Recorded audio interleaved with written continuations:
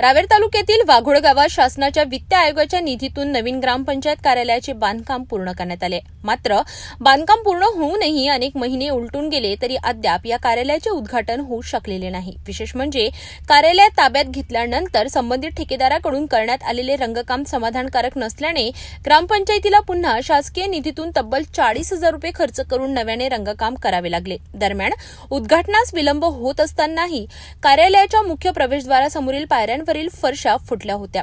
त्यावर डागडुजी करण्यात आली. माहिती फलक लावण्यात आले, मात्र त्यावर लावलेले कागद फाटलेले दिसत आहेत. कार्यालयाच्या आत बाहेर मोठ्या प्रमाणावर धूळ साचलेली असून देखभालीकडे दुर्लक्ष झाल्याचे चित्र आहे. सर्व कामे पूर्ण असूनही उद्घाटनासाठी मुहूर्त सापडत नसल्याने ग्रामस्थांमध्ये आश्चर्य आणि संताप व्यक्त होत आहे. या संपूर्ण प्रकाराकडे ग्रामपंचायत पदाधिकाऱ्यांची उदासीनता दिसून येत असून मुहूर्त नसेल तर कार्यालय कधी सुरू होणार असा सवाल ग्रामस्थ विचारत आहेत.